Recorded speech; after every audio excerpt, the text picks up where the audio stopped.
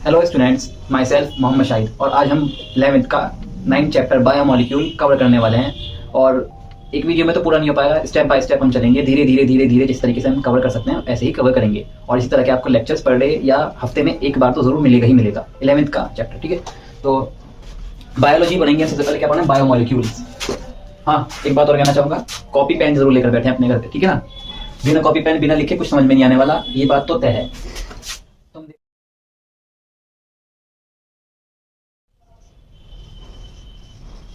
Biomolecules, अब मैंने इसको अलग अलग क्यों लिखा है? क्योंकि ये बायो और मॉलिक्यूल्स, बायो यानी कि living, bio plus molecules, bio यानी कि लिविंग और मॉलिक्यूल्स यानी कि जो प्रेजेंट हैं। सॉरी,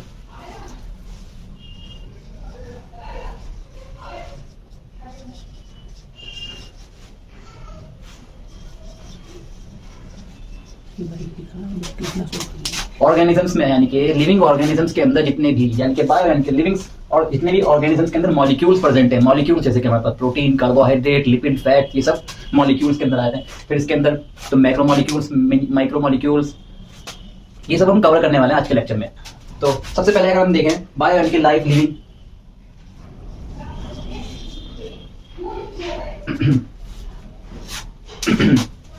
तो अगर हम देखें सबसे पहले एक ऑर्गन है हमारे पास, ऑर्गन। अगर हम ऑर्गन से पहले देखें तो सबसे पहले आता है हमारे पास टिश्यू। किससे मिलकर बना है? टिश्यू से। और हम टिश्यू को देखें तो टिश्यू बना है सेल से मिलकर।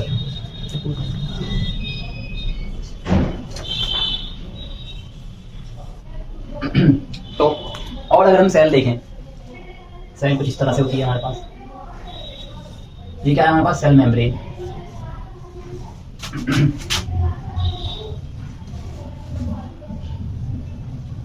सेल मेम्ब्रेन, और इसके अंदर ऑर्गेनल्स हैं, न्यूक्लियस हो गया। अगर हम सेल मेम्ब्रेन को ही देखें अगर हम, तो किससे बनी है? फॉस्फोलिपिड बाइलेयर की।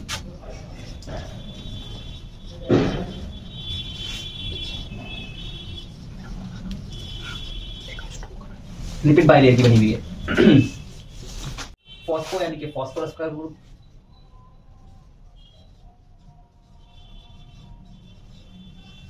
Phosphorus group. लिपिड, लिपिड पर गौर करना दोस्तों। लिपिड के बारे में बहुत कम बच्चों को पता होता है। लिपिड क्या है, फैट क्या है, कोलेस्ट्रॉल क्या है, सब इस पे कंफ्यूज हो जाते हैं। लिपिड पे, फैट को, और सब सोचते हैं अलग अलग चीजें, लेकिन ऐसा कुछ नहीं है, ये सब एक ही चीज है। लिपिड कह दो, फैट कह दो, कोलेस्ट्रॉल कह दो, सारी चीज एक ही है। बाई लेयर यानी कि बाय यानी कि दो, LAYER, दो लेयर। एक तो हमारे पास फॉस्फोरस का ग्रुप होता है, दूसरा लिपिड, यानी कि दो लेयर होती हैं। अब किस तरह से होती हैं थोड़ा सा हम देखते हैं इसके बारे में।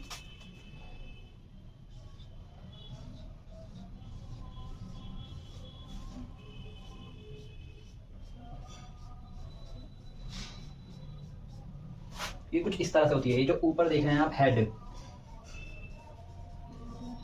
ये ग्रुप होता है फॉस्फोरस का,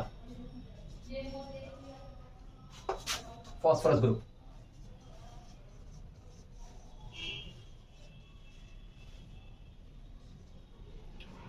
ये जो इसकी टेल है,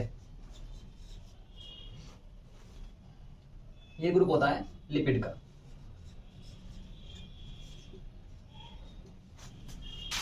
हेड जो होता है वो होता है फॉस्फोरस का ग्रुप, और नीचे जो टेल है वो होती है लिपिड की। अब ये कह रहा है बाय लेयर यानी कि दो लेयर। अब ऐसे ही एक और लेयर होगी। कैसे होगी वो लेयर? इस तरह से कुछ।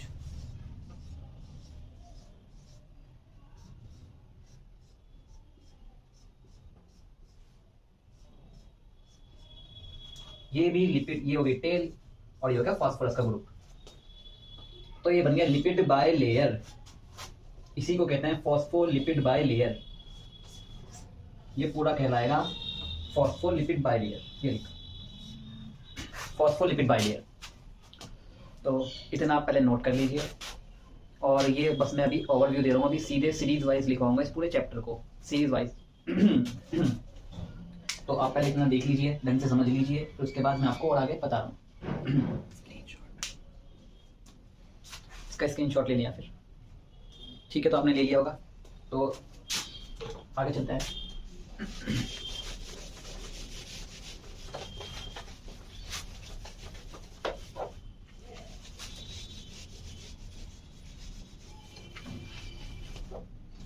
तो अब आप देखिए एक बार और। सबसे पहले हमने क्या देखा, ऑर्गन्स बना होता है हमारा टिश्यू से, और टिश्यू होता है सेल से, और सेल के अंदर होते हैं हमारे पास कुछ ऑर्गेनिल्स। बहुत सारी ऑर्गेनिल्स हैं। सेल मेम्ब्रेन के बारे में देखा, वो भी एक ऑर्गेनिल ही है।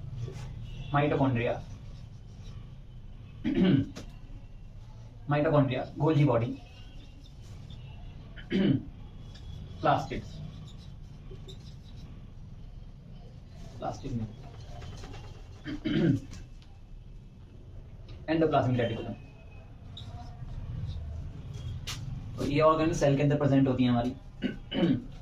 और अगर हम इन सबको देखें तो इन सबको बनाने वाला कौन? प्रोटीन। तो ये प्रोटीन से मिलकर बनी हुई है।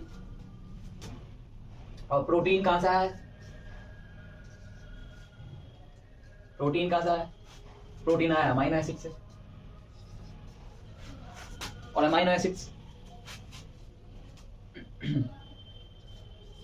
आरएनए से, और आरएनए जीन से, और जीन डीएनए से। और डीएनए देखें अगर हम डीएनए देखें तो डीएनए भी खुद एक स्ट्रक्चर है, डबल हेलिकल स्ट्रक्चर। आपने देखा होगा, ऐसे बनाया हुआ होता है बुक्स में, और थोड़ा बहुत तुम्हें पता भी होगा इसके बारे में। डीऑक्सीराइबोन्यूक्लिक एसिड होता है। तो इस तरह से पूरा मैकेनिज्म चलता है हमारी एक सेल के अंदर। सेल बनती है इस तरह से। सबसे पहले सेल बनी हमारे पास, सेल से टिश्यू बना, फिर टिश्यू से ऑर्गन बने। अगर हम सेल के अंदर देखें तो सेल के अंदर आती है ऑर्गेनिल्स। ये क्या है? ऑर्गेनिल्स, सेल ऑर्गेनिल्स में क्या? Mitochondria, Golgi body, endoplasmic reticulum. ये सारी ऑर्गेनिल्स बनी हुई है प्रोटीन से सब कुछ बना हुआ है हमारे अंदर, सब कुछ प्रोटीन ही है। हम खाते हैं क्या?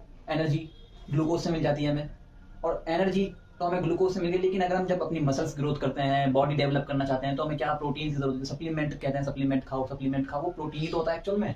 सब प्रोटीन आ जाता है। प्रोटीन के बाद प्रोटीन अगर देखें हम किससे बनाता है? अमाइनो एसिड्स के देखें हमारे पास अगर तो अमाइनो एसिड्स तो हम पढ़ेंगे ही। टोटल 20 अमाइनो एसिड्स होते हैं, 20 अमाइनो एसिड्स होते हैं ह्यूमन के अंदर। 20 अमाइनो एसिड प्रेजेंट होते हैं, 10 एसेंशियल होते हैं और 10 नॉन एसेंशियल होते हैं। और फिर अगर अमाइनो एसिड की बात करें तो अमाइनो एसिड कोडिंग के जरिए आते हैं आरएनए से, और आरएनए की बात करें तो जीन से आता है, और जीन की बात करें तो डीएनए से आता है। डीएनए खुद एक स्ट्रक्चर है, डीएनए डबल हेलिकल स्ट्रक्चर आप पढ़ेंगे, इसके बारे में पढ़ाऊंगा अभी मैं इसके बारे में। तो ये पूरा का पूरा मैकेनिज्म इस सेल के अंदर चलता है, और यही सेल प्रोटीन इस तरीके से बनता है। तो अब थोड़ा सा आप लिख लीजिए, बायोमोलिक्यूल की डेफिनेशन देख लेते हैं थोड़ी सी पहले।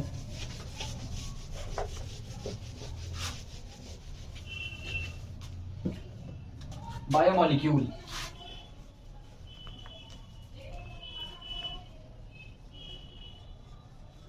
या फिर माइक्रोमोलिक्यूल।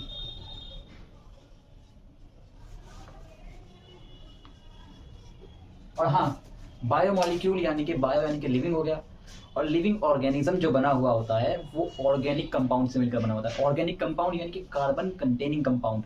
ये भी मैं ऑर्गेनिक कंपाउंड की डेफिनेशन अभी लिखवाऊंगा, लेकिन आपको एक बात बता रहा हूं मैं ताकि आप कंफ्यूज ना हो। बायोमोलिक्यूल, ऑर्गेनिक मॉलिक्यूल क्या है ये? जिसमें भी कार्बन, हाइड्रोजन, ये दोनों चीज तो मस्ट है ऑर्गेनिक कंपाउंड के अंदर। अगर ये दोनों चीज आती हैं तो वो कंपाउंड ऑर्गेनिक होता है। जैसे कि हमारे पास अगर CO2 की बात करें तो इनऑर्गेनिक है, क्योंकि उसके अंदर हाइड्रोजन प्रेजेंट नहीं है, हाइड्रोजन एब्सेंट होता है उसके अंदर। CO2 क्या है हमारे पास? इनऑर्गेनिक है। तो अब हम देखते हैं बायोमोलिक्यूल आर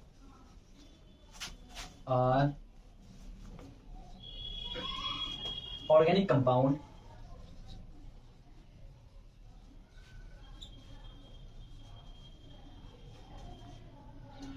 whose contain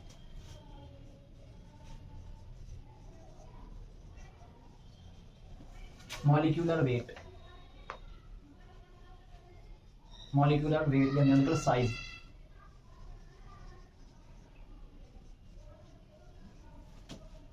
कितना 1800 डाल्टन से 800 डाल्टन तक, 18 डाल्टन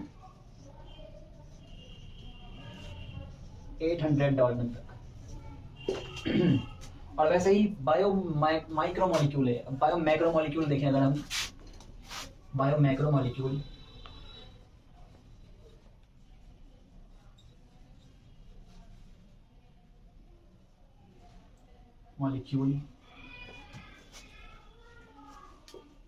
मैक्रो यानी कि देखो नाम से पता चला, मैक्रो यानी कि बड़े, बिग लार्ज यानी कि लार्ज मॉलिक्यूल की बात चल रही है। तो उसका कितना हो जाएगा 800 डाल्टन अबव, यानी कि इससे ज्यादा होना चाहिए। 18 से 800 डाल्टन तक तो कौन सा हमारे पास माइक्रो मॉलिक्यूल है, और इससे ज्यादा होना चाहिए मैक्रो मॉलिक्यूल के लिए। तो क्या है आर नहीं, यहाँ लिखते हैं हुज कंटेन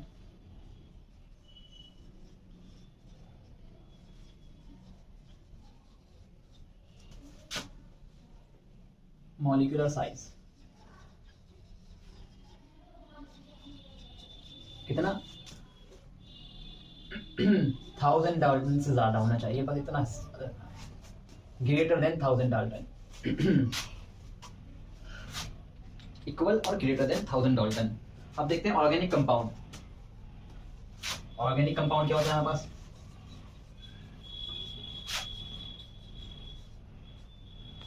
ऑर्गेनिक कंपाउंड ये कंपाउंड, ऐसे कंपाउंड, हिंदी में लिख लो चाहे इंग्लिश में लिख लो, कोई दिक्कत नहीं है। नोट्स बनाना है खुद को पता होना चाहिए बस हमें कि हमें क्या है ये जिस चीज के बारे में बात चल रही है। हाइड्रोकार्बन,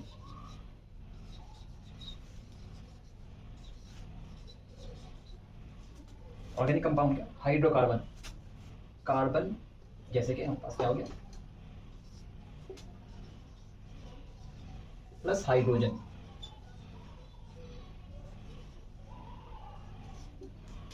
अब आपको ये तो मैं मानता हूँ हाइड्रोजन और कार्बन के बारे में पता ही होगा।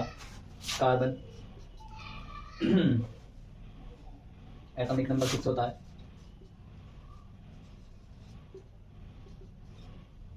एटॉमिक वेट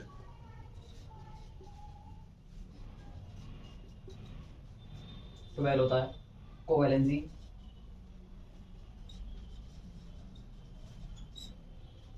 कितनी 4 तक शो करता है ये। प्रोटॉन भी 6 होते हैं इसमें। देखो कार्बन को आप कह सकते हो, कार्बन को 6 एक लकी नंबर समझ लीजिए कार्बन का, यानी कि इसमें प्रोटॉन की वैल्यू कितनी होती है, प्रोटॉन भी 6 होते हैं। न्यूट्रॉन्स कितने होते हैं इसमें, न्यूट्रॉन्स भी 6 होते हैं। और इलेक्ट्रॉन्स की बात करें तो इलेक्ट्रॉन्स भी 6 ही होते हैं इसमें। और हम इसका एटॉमिक वेट कैसे निकालते हैं, एटॉमिक वेट निकालते हैं इसके लिए आपको एटॉमिक वेट निकालने के लिए A equals to Z plus N। तो क्या आ जाएगा हमारे पास, Z कितना है एटॉमिक नंबर यानी कि 6, न्यूट्रॉन्स कितने हैं 6, टोटल कितना होगा 12। तो एटॉमिक वेट कितना लिख बताया इसका 12, ऐसे आया ये तो अब देख लेते हैं लिविंग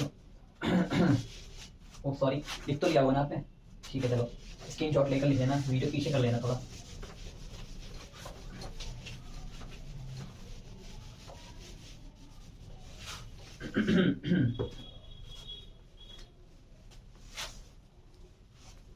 एक पॉइंट लिख लीजिए, नोट पॉइंट कर लीजिए चाहे, note living organism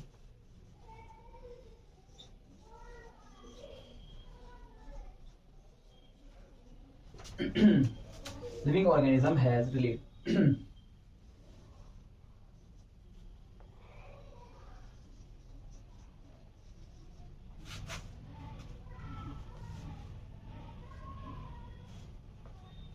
living organisms has relative abundance, ABUNDANC, abundance, as carbon and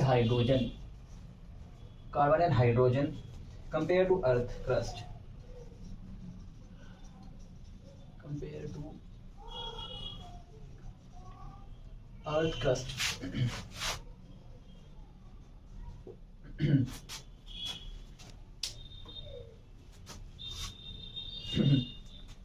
तो एक क्वेश्चन देख लीजिए आप, हाउ मैनी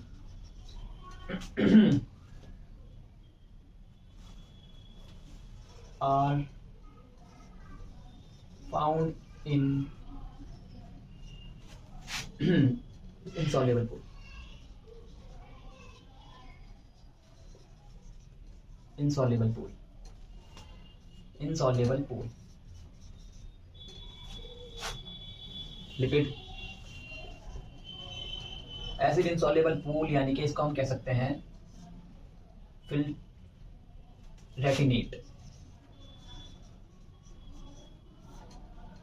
यानी कि एसिड इंसॉल्युबल पूल, यानी कि जो सॉल्युबल पूल में नहीं आया। अभी हम आगे इसको देखते हैं। अभी लिपिड आ जाता है सबसे पहले, protein, amino acid, enzyme,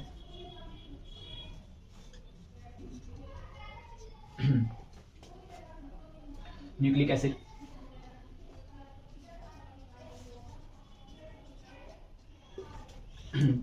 DNA, RNA और आपका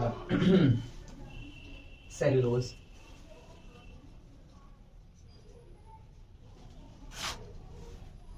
एक दो और ले लेते हैं, ग्लूकोज, बस इतना ही लेते हैं, ईटीसी। तो इसको देख लेते हैं अभी जरा। तो ऑप्शन लिख लीजिए, 1 2 3 4 5 6 7 8 9, 9 है हमारे पास। तो 9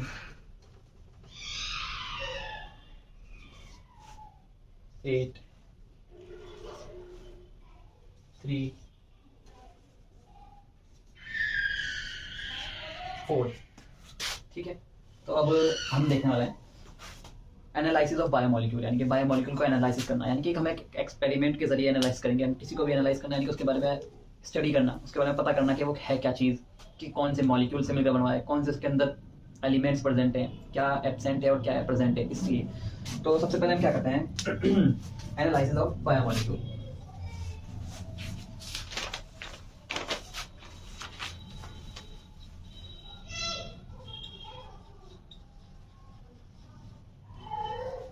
एनालिसिस ऑफ बायोमोलिक्यूल। सबसे पहले हमें करना क्या है, सबसे पहले कोई भी यहाँ टिश्यू ले लेना है। टिश्यू तो समझते ही होंगे आप, यानी कि खाल को मान लीजिए, इस खाल ले लेते हैं। किसी की भी खाल काट के लिविंग ऑर्गेनिज्म का क्या लेते हैं, टिश्यू।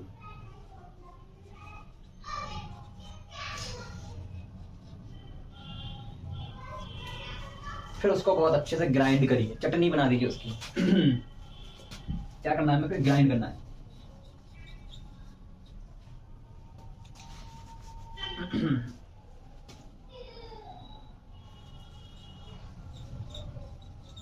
ग्राइंड करना है हमें किसका यूज करके, मिक्सर का, क्या होता है मिक्सर, या फिर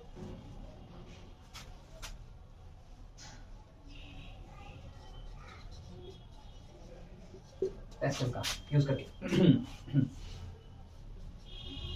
इसको ग्राइंड करने के बाद इसको हमें डालना है ट्राई क्लोरो एसिटिक एसिड में। Try chloro acetic acid, try यानी कि 3, try chloro acetic acid, CCl3 COOH, try chloro acetic acid, try chloro acetic acid. क्या कहते हैं इसको, try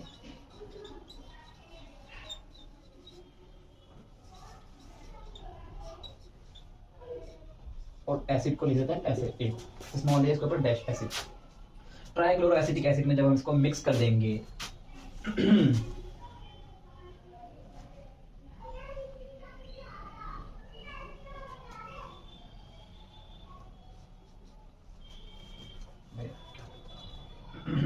trichloro acetic acid,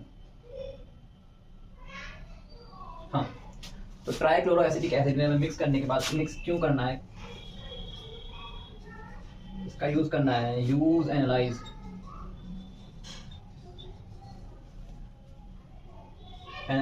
to living tissue,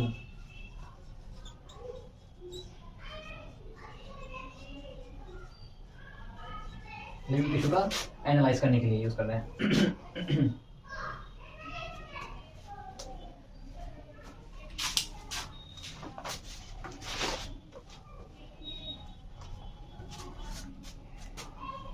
तो इतना आप पहले इसको कर लीजिए और मैं इसको रब करने वाला हूँ क्योंकि, तो स्क्रीनशॉट ले लीजिए, ठीक है। चलो मैं कर देता हूँ, ये क्वेश्चन अभी करेंगे।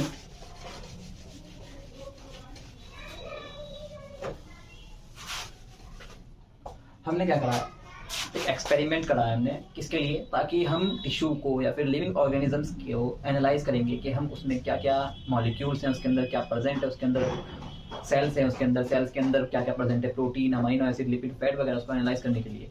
तो हम उसको एनालाइज कैसे करेंगे, सबसे पहले हमने एक टिश्यू को लिया, फिर उसको अच्छे से ग्राइंड करा, चटनी बना दी उसकी अच्छे से, फिर उसको हमने डाला ट्राइक्लोरोएसिटिक एसिड में। फिर ट्राइक्लोरोएसिटिक एसिड में डालने के बाद CCl3 COOH, C carbon, chlorine और एसिटिक एसिड, कार्बोक्सिलिक एसिड जब किसी से अटैच हो जाता है उसको एसिटिक एसिड बोल देते हैं, ट्राइक्लोरोएसिटिक एसिड। फिर हम करेंगे इसको फिल्टर। क्या करा हमने, ये देखिए एक बार डायग्राम में समझा देता हूँ। मान लीजिए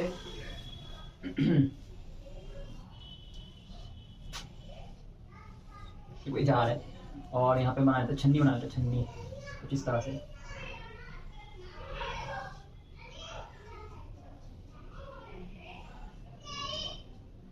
और ये कुछ छन छन के आ रहे हैं इसमें ड्रॉप्स, और ये कुछ इसमें फिल्टर होकर आ गया छन्नी इस तरह से। तो ये जो हमारे पास है इसके अंदर लिक्विड, इसको कहते हैं फिल्ट्रेट, या फिर क्या कहते हैं इसको, एसिड सॉल्युबल पूल।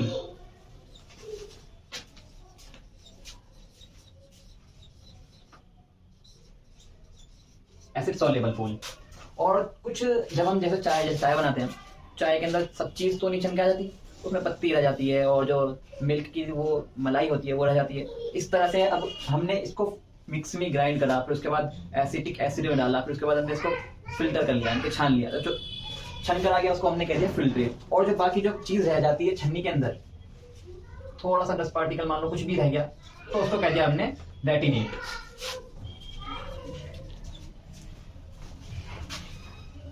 रेटिनेट यानी कि एसिड इनसॉल्युबल पूल। इनसॉल्युबल यानी कि सॉल्युबल नहीं हुआ। तो अब हम देखें क्या सॉल्युबल हो गया, क्या सॉल्युबल नहीं हुआ, क्या सॉल्युबल हो चुका है, अब हमारे पास फिल्टर में क्या आया है और रेटिनेट में क्या आया है, हम इसी के बारे में हम इसमें स्टडी करने वाले हैं। तो जो हमारे पास फिल्ट्रेट होगा वो तो होगा 18 डाल्टन से कितना 800 डाल्टन तक,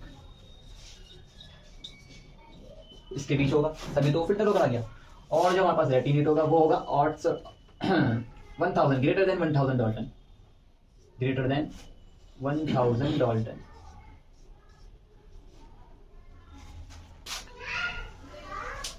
अब देख लेते हैं थोड़ा। तो या फिर इसको कह देते हैं बायो माइक्रोमोलिक्यूल।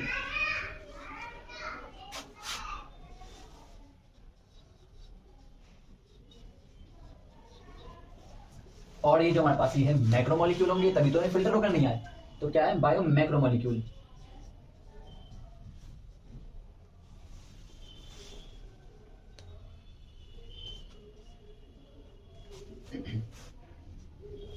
हम क्वेश्चंस करते हैं, क्वेश्चंस करने पर हम देखते हैं बस खाली उसमें बायोमोलिक्यूल्स लिखा हुआ होता है, बायो माइक्रोमोलिक्यूल्स नहीं होता, और साइज वगैरह के बारे में भी कुछ नहीं होता। तो हम सोचते हैं कि बायो माइक्रोमोलिक्यूल्स अलग चीज़ है और बायोमोलिक्यूल्स अलग चीज़ है, ऐसा कुछ नहीं है, दोनों सेम है बिल्कुल। बायो माइक्रोमोलिक्यूल्स और बायोमोलिक्यूल्स ही बायो माइक्रोमोलिक्यूल्स हैं।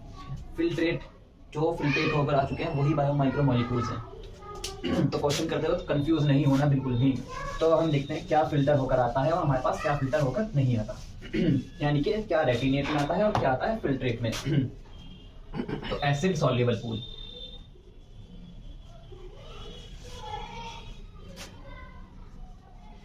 और एसिड इनसॉल्युबल।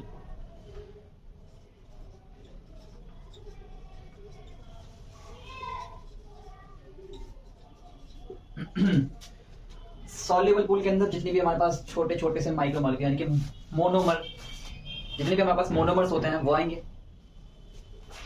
और पॉलीमर्स यानी कि बड़े बड़े मॉलिक्यूल्स हो जाएंगे वो पॉलीमर्स। इनसॉल्युबल पूल के अंदर हमारे पास पॉलीमर्स जैसे कि प्रोटीन हो गया, डीएनए हो गया, आरएनए हो गया, न्यूक्लियोटाइड भी बहुत बड़ा होता है, वो हो गया। तो ये सब चीजें हमारे पास एसिड इनसॉल्युबल पूल में आती है, लेकिन मैक्रोमोलिक्यूल्स के अंदर आती है। Macromolecule,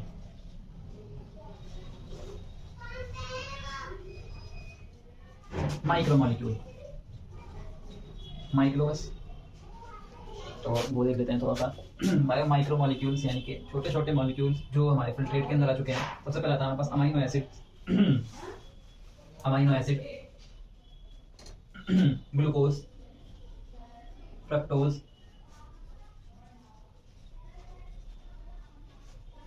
glucose, fructose, nitrogenous base,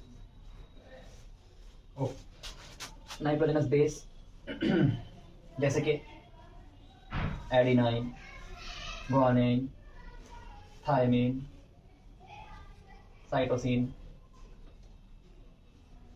अभी आपको इन सब के बारे में नहीं पता होगा, डोंट वरी, सबके बारे में बता दूंगा।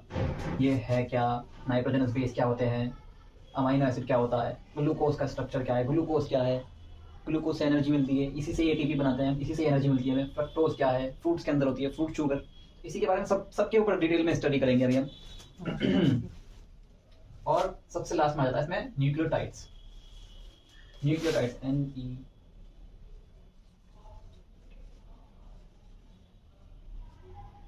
न्यूक्लियोटाइड्स ऐसे मैक्रोमोलिक्यूल के अंदर आते हैं हमारे पास प्रोटीन, कार्बोहाइड्रेट्स,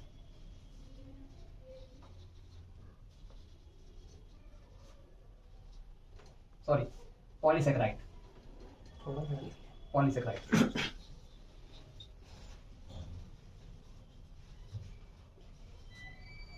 पॉलीसेकेराइड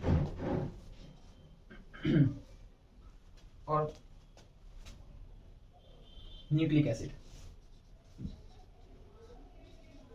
अब पॉलीसेकेराइड के अंदर क्या क्या आते हैं? अब पॉलीसेकेराइड जैसे कार्बोहाइड्रेट हो गए, यानी कि पॉली का मतलब होता है यानी कि बहुत सारे, यानी कि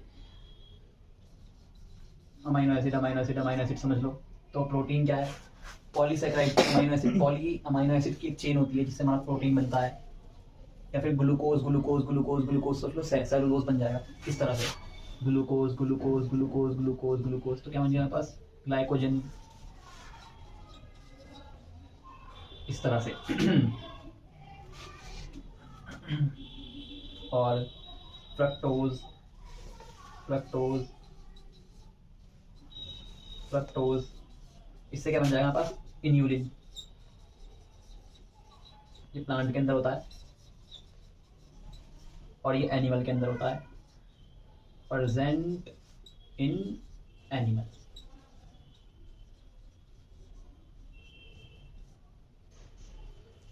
और जैसे थोड़ा सा एक एग्जांपल और ले लेते हैं, स्टार्च। स्टार्च के बारे में तो आप सब वाकिफ ही होंगे। स्टार्च आलू के अंदर मिलता है। ये स्टार्च क्या है? ये भी ग्लूकोज से ही होता है। ग्लूकोज, ग्लूकोज, ग्लूकोज का ही पॉलीमर, मोनोमर इसका, ठीक है। और ये सब हम अभी पढ़ेंगे। तो अब हम यहाँ क्वेश्चन देख लेते हैं। क्या क्वेश्चन में दे रखा है? How many are found in acid insoluble pool, यानी कि इनसॉल्युबल पूल में हमें क्या मिलने वाला है? यानी कि रेटिनेट मैक्रोमोलिक्यूल, यानी कि जो फिल्टर हो चुके हैं उनको तो कह देते हैं फिल्ट्रेट, और जो फिल्टर नहीं हुए उसके अंदर क्या क्या मिल रहा है? सबसे पहले लिपिड। हाँ, लिपिड के बारे में बताने रह गया। लिपिड जो है हमारा, मैंने ना तो इसमें लिखा और ना ही इसमें लिखा, है ना। लिपिड थोड़ा एक्सेप्शन केस है, लिपिड को भी आप इसमें लिख लीजिए एस मैक्रोमोलिक्यूल के अंदर, या फिर अभी लिपिड को रहने दीजिए। लिपिड के बारे में अभी आपको पूरा बताऊंगा क्या है इसमें। प्रोटीन देख लेते हैं। प्रोटीन देखिएगा, मैक्रोमोलिक्यूल है, यानी कि मिलने वाला है, सही है, बिल्कुल मिलेगा, ठीक है। और लिपिड को भी आप लगा लीजिए। हाँ, लिपिड भी हमारे पास इनसॉल्युबल पूल में ही मिलने वाला है, यानी कि मैक्रोमोलिक्यूल में मिलने वाला है। और अमाइनो एसिड माइक्रोमोलिक्यूल है, ये लिखा अमाइनो एसिड। एंजाइम्स, एंजाइम किससे बने होते हैं? एंजाइम प्रोटीन से बने होते हैं, यानी कि एंजाइम भी मिलेंगे हमें। एंजाइम क्या है? प्रोटीन ही तो होता है। किसी भी रिएक्शन को, जब हम कोई खाना खा लेते हैं तो उसमें रिएक्शंस होगा, यानी कि रिएक्शन प्रोसेस होगा, वो उसका ब्रेकडाउन होगा, मैक्रोमोलिक्यूल से माइक्रोमोलिक्यूल में टूटेगा, फिर माइक्रोमोलिक्यूल से उसमें और एंजाइम आएंगे तरह तरह के उसको डाइजेस्ट करने के लिए। तो एंजाइम उसको भी अभी हम पढ़ेंगे इसमें। न्यूक्लिक एसिड, न्यूक्लिक एसिड हमें ये मैक्रोमोलिक्यूल के अंदर ये भी मिलने वाला है हमें। डीएनए, आरएनए, हमने कहीं पर देखा ही। लेकिन डीएनए और आरएनए जो बना हुआ है हमारा न्यूक्लिक एसिड से ही तो बना हुआ है, तो यानी कि ये भी मिलने वाला है हमें और ये भी मिलने वाला है हमें। सेल्यूलोज, स्टार्च जो बना, स्टार्च सेल्यूलोज और जो होता है हमारा प्लांट के अंदर प्रेजेंट होता है, सेल्यूलोज हमारा प्लांट के अंदर प्रेजेंट होता है, तो ये भी हमें मिलने वाला है। ये भी पॉलीमर ही होता है, ये ही पॉलीसैकेराइड का ही बना हुआ होता है। तो कितने हो गए हमारे पास, 1 2 3 4 5 6 7 तो 7 तो इसमें है नहीं, कोई बात नहीं, 3 वाले ऑप्शन को काट के चाहिए 7 और हमारा आंसर हो जाएगा 7। एसिड इनसॉल्युबल पूल में हमें 7 चीजें ये सब मिलने वाली हैं। तो ये क्वेश्चन था, ठीक है। और अब देख लेते हैं आगे थोड़ा।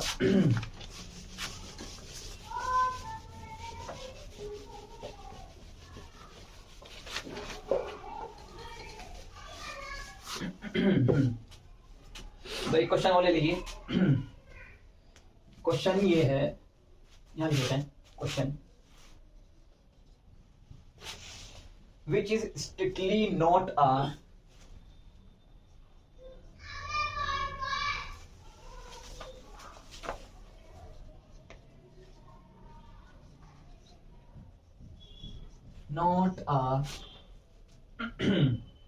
बायोमैक्रोमोलिक्यूल।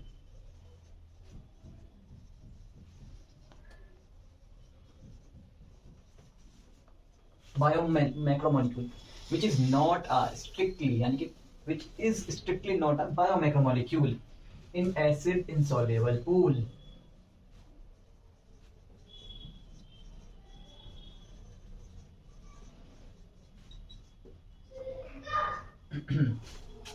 ऑप्शन लिख लीजिए, प्रोटीन, लिपिड, न्यूक्लिक एसिड,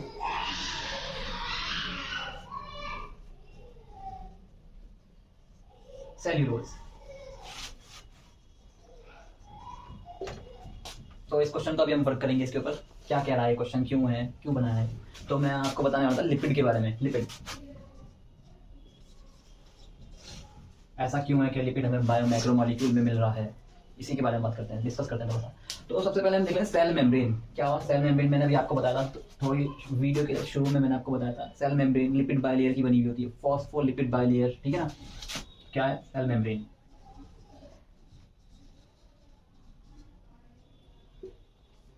इसके बारे में देखते हैं पहले। तो क्या है हमारे पास, मान लीजिए एक सेल है हमारे पास, ये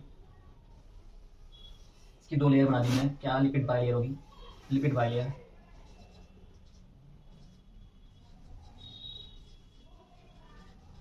इसके अंदर बहुत सारी ऑर्गेनल्स प्रेजेंट हैं, ऑर्गेनल्स हैं, माइटोकॉन्ड्रिया हो गई, गोल्गी बॉडी हो गई, एंडोप्लाज्मिक रेटिकुलम हो गया, न्यूक्लियस हो गया,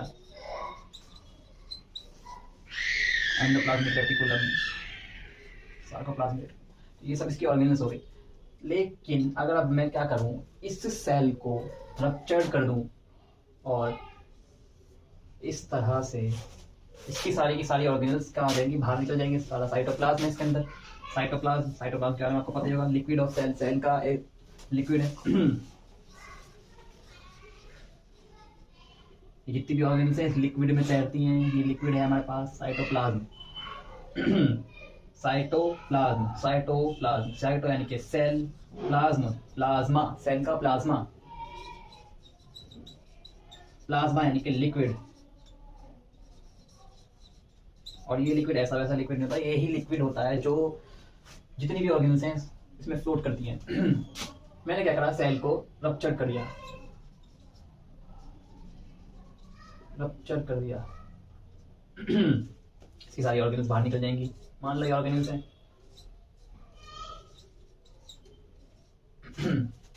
ये सारी इसकी ऑर्गेनल्स बाहर निकल गई, साइटोप्लाज्म भी बाहर निकल जाएगा इसका सारा। लेकिन हमारे पास क्या बचेगी, सेल की सिर्फ और सिर्फ ये कवर, खोल बचेगा, इसको कहते हैं cell debris.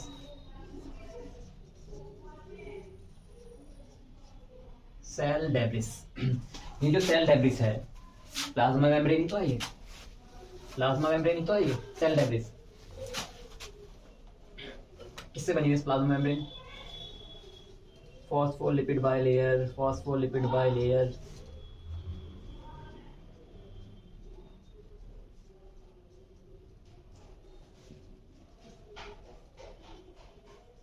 Phospholipid bilayer,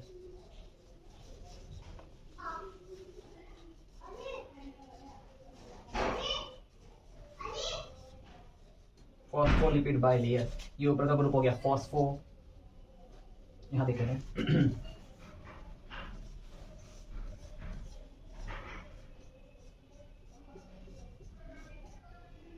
phosphorus का ग्रुप हो गया, और ये हो गया लिपिड। यानी कि अब हमने क्या करा था, टिश्यू लिया था, टिश्यू को हमने ग्राइंड कर दिया, फिर उसको चटनी बना के उसको हमने फिल्ट्रेट यानी कि फिल्टर कर दिया, छन्नी में छान लिया। लेकिन वो अब क्या, जब हम कुछ भी चीज़ ग्राइंड करते हैं वो बिल्कुल कंप्लीटली ग्राइंड तो नहीं होता, थोड़ी बहुत चीज़ें रह जाती हैं मैक्रो मॉलिक्यूल में। ऐसा ही सेल की जो मेम्ब्रेन है, हमारा साइटोप्लाज्म तो लिक्विड बन गया होगा, फिल्ट्रेट के अंदर चला गया होगा, लेकिन हमारे पास जो सेल मेम्ब्रेन है वो रह जाती है छन्नी के अंदर। ठीक है, तो यही चीज़ जो है इसमें लिपिड भी आ रहा है, फॉस्फोरस का ग्रुप भी आ रहा है, लिपिड भी आ रहा है। तो लिपिड का मॉलिक्यूल एक्चुअल में माइक्रो मॉलिक्यूल है, लेकिन जब हम उसको फिल्टर करते हैं तो सेल की जो मेम्ब्रेन पर कुछ लिपिड के मॉलिक्यूल्स हैं वो हमें मिलते हैं एज अ मैक्रो मॉलिक्यूल की फॉर्म में। तो इसलिए कहते हैं हम लिपिड जो है भैया, ना तो ये माइक्रो मॉलिक्यूल्स के अंदर है ना मैक्रो मॉलिक्यूल्स है, लेकिन ये एक्चुअल जो कहते हैं, जो अदर बुक्स में, एनसीईआरटी में गिवन नहीं है, अदर बुक्स में लिपिड माइक्रो मॉलिक्यूल्स के अंदर आता है। तो अब इस क्वेश्चन को देखते हैं, विच is strictly not a bio macro molecule, यानी कि मैक्रो मॉलिक्यूल अभी वही बताया मैंने, माइक्रो मॉलिक्यूल के अंदर आता है, तो हमारे पास क्या आ जाएगा, लिपिड। यानी कि एसिड इनसॉल्युबल पूल के अंदर जो हमें मिल रहा है वो क्या है, lipid, there is a lipid. तो बस आज का लेक्चर थोड़ा सा लेंथी है, लेकिन बस खत्म होने वाला है, एक टॉपिक और है बस वो बताना है, उसके बाद लेक्चर पूरा हो जाएगा। तो आप ये कर लीजिए, स्क्रीनशॉट ले लीजिए इसका, मैं इसको रब कर रहा हूँ।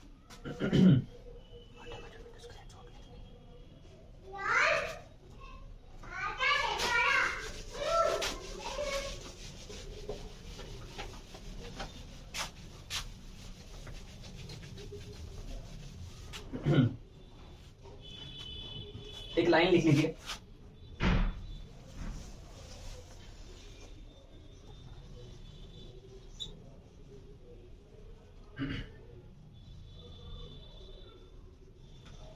macromolecule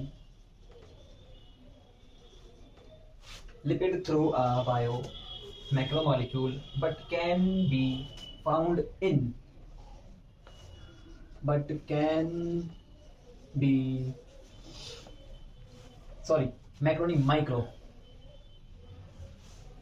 micro but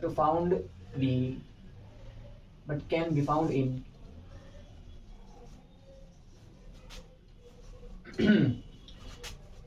मैक्रोमॉलिक्यूल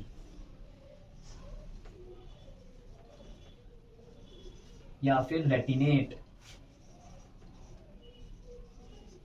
या फिर acid insoluble pool.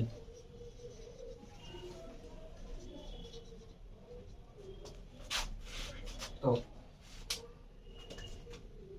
remaining attached to cell debris, remaining attached to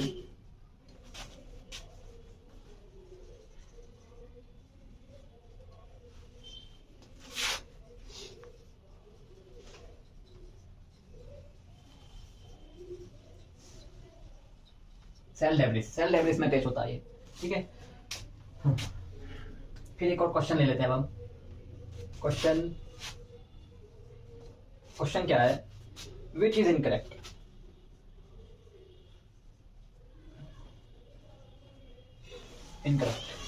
ठीक है,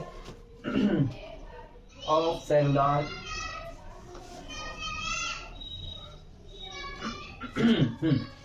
कॉन्स्टिट्यूएंट।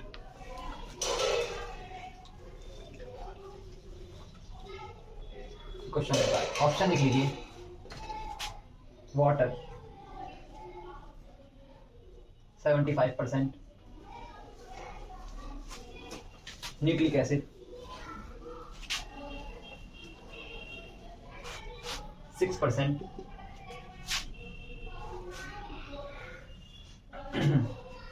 प्रोटीन 12%, लिपिड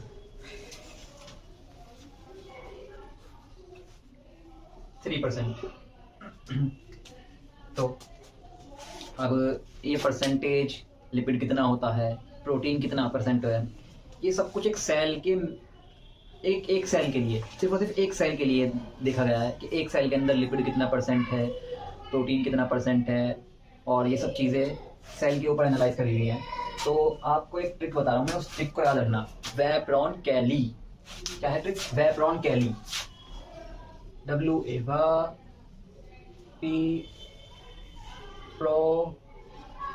प्रॉन कैली, CLI,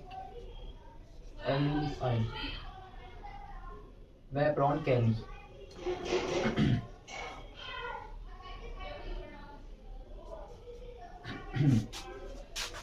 वेपरॉन कैली।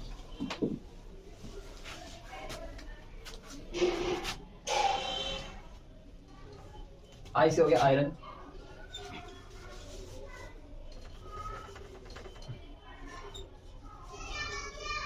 एल से हो गया लिपिड, सी से हो गया कार्बोहाइड्रेट,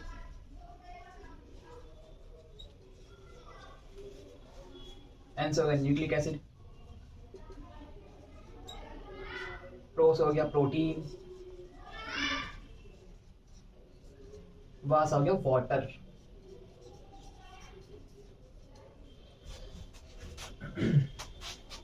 तो हम अब क्या कर रहे हैं, हम देख रहे हैं कि कितने परसेंट हमारे पास सेल के अंदर आयरन है, या फिर किसी भी लिविंग ऑर्गेनिज्म के अंदर कितने परसेंट आयरन है, कितने परसेंट लिपिड है, कितने परसेंट कार्बोहाइड्रेट है, कितने percent nucleic acid, protein, water, ये सब कितने कितने परसेंट है। तो अब सबसे पहले हम सबसे नीचे से स्टार्ट करते हैं, यानी कि सबसे शुरुआत से स्टार्ट करते हैं। सबसे कम क्या होना चाहिए हमारे पास, ये, फिर उससे ज़्यादा ये, उससे ज़्यादा ये, उससे ज़्यादा ये, और उससे सबसे ज़्यादा ये।